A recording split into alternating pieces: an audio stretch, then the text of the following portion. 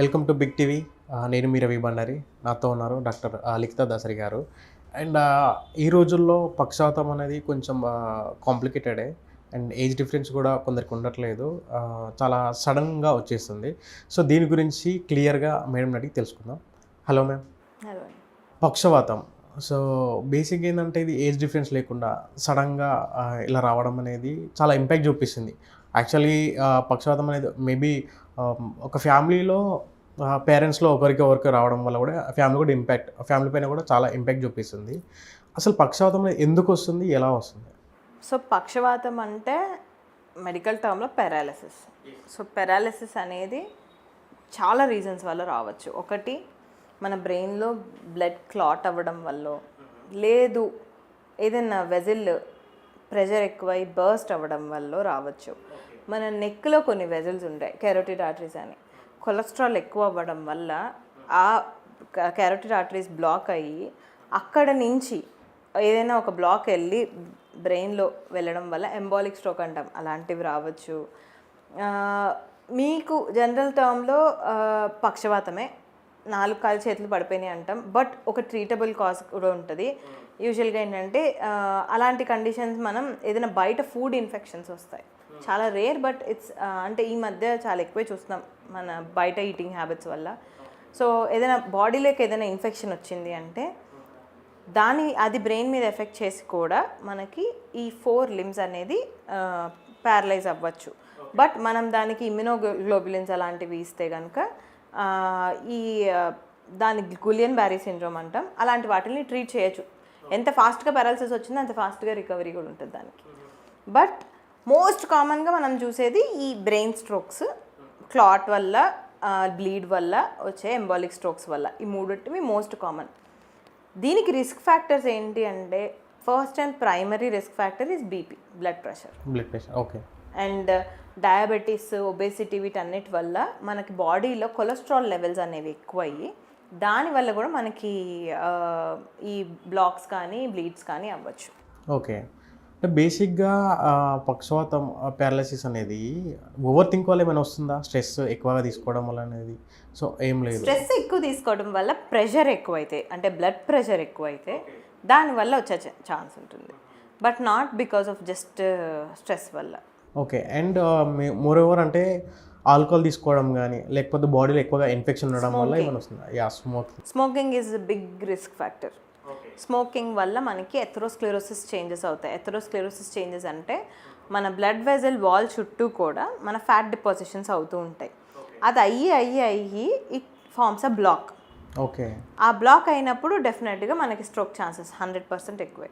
అది cardiac stroke అవ్వచ్చు, brain stroke కూడా అవ్వచ్చు. ఓకే. అండ్ ఇందులో అంటే ఎన్ని టైప్స్ ఉంటాయి మేడం? బేసిక్ ఏంటంటే ఒక పర్సన్కి పక్షవాతం రాగానే 24 అవర్స్లో ట్రీట్మెంట్ ఇవ్వాలి అండ్ నార్మల్ ఉండడానికి అని చెప్పేసి, తర్వాత నార్మల్గా ఉండరా అసలు ఎలా ఉంటుంది ట్రీట్మెంట్? సో మనకి గోల్డెన్ అవర్ అని ఉంటుంది. మనకి గోల్డెన్ పీరియడ్ ఏంటి అంటే, ఫస్ట్ మీరు మీ సిమ్టమ్ నోటీస్ చేసిన దగ్గర నుంచి హాస్పిటల్కి వచ్చే టైం. ఎస్. ఓకే. ఆ టైం ఎంత ఎర్లీగా ఉంటే రికవరీ అంత ఫాస్ట్ ఉంటుంది. అండ్ ఇంకోటి ఏంటంటే 2 types of strokes I told you కదా, ఒకటి క్లాట్, ఒకటి బ్లీడ్. సో క్లాట్ అనేది ఏంటి అంటే, మనం as early as possible treat చేస్తే 100% ట్రీటబుల్. ఓకే. సో మనం యాంటీకోయాగులెంట్స్ ఇస్తాం వాళ్ళకి, ఇంజెక్టబుల్స్. సో క్లాట్ కరిగిపోవడానికి. ఓకే. సో మనకి అది వాళ్ళు ఎర్లీగా వస్తే ఫాస్ట్గా ఇంజెక్షన్ ఇస్తే అది ట్రీట్ చేసేస్తే దే విల్ బి నార్మల్. కానీ మనం ఆ టైం తర్వాత అరౌండ్ 6 hours ఆ తర్వాత వచ్చారంటే డెఫినెట్గా even if you give anticoagulant there is no use, clot form అయిపోయిన తర్వాత. ఓకే. అండ్ మీరు 2 types చెప్పారండి, clot and bleed. So bleed అనేది ఆర్ క్లాట్ అనేది, ఈ 2 types ఎలాంటి హ్యాబిట్స్ ఉన్న వాళ్ళకి ఎక్కువగా వస్తాయి? అన్కంట్రోల్ బ్లడ్ ప్రెషర్ ఉన్న వాళ్ళకి బ్లీడ్స్ మోస్ట్ కామన్. ఓకే. అంటే ప్రెషర్ అంటే ఏంటి, మన బాడీలో బ్లడ్ ఫ్లో అయ్యే ప్రెషర్, బ్లడ్ ప్రెషర్ అంటే.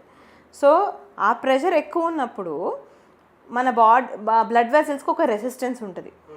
ఆ రెసిస్టెన్స్ని మించి మన ప్రెషర్ ఎక్కువైనప్పుడు అది దాటుకొని బయటకు వెళ్ళిపోతుంది. So that is most common bleed. Clot అనేది మోస్ట్ కామన్ ఇన్ ఇప్పుడు స్మోకర్స్ కానీ, లేకపోతే హై ఫ్యాటీ డైట్స్ తింటూ కొలెస్ట్రాల్ ఫార్మేషన్ రిస్క్ ఎక్కువ, సెడెంటరీ లైఫ్ స్టైల్స్ అంటే ఎక్కువ నడవకుండా కూర్చున్న చోట నుంచి లెగవకుండా ఇలాంటి వాళ్ళకి కొలెస్ట్రాల్స్ అనేది ఫామ్ అయ్యి దానివల్ల వచ్చే ఎక్కువ ఛాన్సెస్ మనకి ఈ క్లాట్ ఉన్న స్ట్రోక్స్. ఓకే, అంటే బేసిక్గా ఇది ఒకవేళ డిసీజ్ వచ్చిన తర్వాత ట్రీట్మెంట్ లాంగ్ టర్మ్ తీసుకోవాలా లేకపోతే కొన్ని రోజులు తీసుకుంటే సరిపోతుందా, ఎలా ఉంటుంది? టెండెన్సీ ఉన్న వాళ్ళకి డెఫినెట్గా లాంగ్ టర్మ్ మెడికేషన్ ఇస్తారు. అదే అంటే దీనికి సంబంధించిన ఒక్కటే కాదు, కొలెస్ట్రాల్ ఉన్న వాళ్ళకి కొలెస్ట్రాల్ తగ్గడానికి ఇలాంటివి ప్రొలాంగ్డ్ మెడికేషన్స్ ఉంటాయి. ఇప్పుడు యాంటీకోయాగులెంట్స్ ఇస్తాం క్లాట్స్ ఉన్న వాళ్ళకి, అలాంటివి ప్రొలాంగ్డ్ మెడికేషన్స్ ఉంటాయి. దెన్ డెఫినెట్గా ఈ బ్లీడ్ ఇలాంటి వాళ్ళకి హైపర్ టెన్షన్ మెడికేషన్స్ ఇస్తాం, అది లైఫ్ లాంగ్ వాడాల్సి ఉంటుంది. ఓకే, సో బేసిక్ మెడికేషన్ అయితే they have to use life long. అన్నీ కాకపోయినా ఇనీషియల్గా వచ్చినప్పుడు ఇచ్చే అన్ని ఇంజెక్షన్స్ ట్యాబ్లెట్స్ కాకపోయినా డెఫినెట్గా. ఓకే, అంటే క్లాట్ అండ్ బ్లీడ్లో 2 టైప్స్లో మేడం, 2 టైప్స్ పేషెంట్స్కి అంటే వాళ్ళకి హెల్త్ కండిషన్ ఇంకా ఫర్దర్గా ఫ్యూచర్లో ఇంకా ఎలా ఉంటుంది వాళ్ళ హెల్త్ కండిషన్ అనేది? అంటే బేసిక్గా వాళ్ళు స్ట్రోక్ వచ్చిన వాళ్ళకి తర్వాత ఎలా ఉంటుంది స్ట్రోక్ వాళ్ళకి ఫుల్ రికవరీ అనేది ఒక 3 to 6 months పడుతుంది. ఓకే, 3 to 6 months తర్వాత కూడా అందరూ రికవర్ అవుతారని లేదు, వచ్చిన స్ట్రోక్ ఇంటెన్సిటీని బట్టి ఉంటుంది. బాగా బ్యాడ్గా మ్యాసివ్ స్ట్రోక్ వచ్చింది అంటే డెఫినెట్గా వాళ్ళకి లైఫ్ లాంగ్ ఎంతో కొంత ఎఫెక్ట్ ఉంటుంది.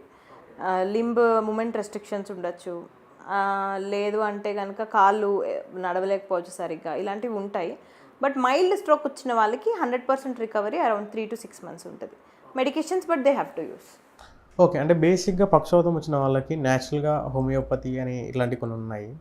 సో ఆ విధంగా కూడా వాళ్ళకి న్యాచురల్గా తగ్గొచ్చు అండ్ నార్మల్ పొజిషన్కి మళ్ళీ వస్తారు అనేది చెప్తూ ఉంటారు. సో అది ఎంతవరకు నిజం అంటారు? ఐఎమ్ నాట్ అగెయిన్స్ట్ ఎనీథింగ్, కాకపోతే నాకు దాని రీసెర్చెస్ తెలియదు. ఐ డోంట్ నో ఎంతవరకు రీసెర్చెస్ ఉన్నాయి అనేది. మెడికల్గా we have all the researches and proofs. Okay, నేను వాళ్ళని అది వాడొద్దని చెప్పను, బట్ ఈ మెడికేషన్ కూడా వాడమని చెప్తాను. ఓకే, అండ్ అంటే ఇది ఎఫెక్ట్ అయిన తర్వాత స్ట్రోక్ వచ్చిన వాళ్ళ తర్వాత వాళ్ళ ఫుడ్ డైట్ అనేది ఎలా ఉండాలి? ఎప్పుడైనా స్ట్రోక్ వచ్చినా రాకపోయినా, షుగర్ వచ్చినా రాకపోయినా, ఏదున్నా హెల్తీగా తిని ఇంట్లో తింటే కష్టాలే లేవు.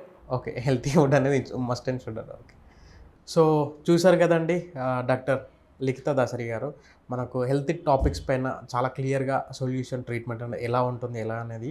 సో మీకు కూడా ఏమైనా డౌట్స్ ఉంటే కింద మేడం నెంబర్ స్క్రోల్ అవుతుంది, ఆ నెంబర్కి కాల్ చేసి కన్సల్ట్ అవ్వండి. Thank you so much. Hello అండి, నేను doctor Likhita Dasari, consultant general physician and diabetologist, doctor Likhita's general health clinic, Kondapur. For more videos like this, subscribe Big TV channel.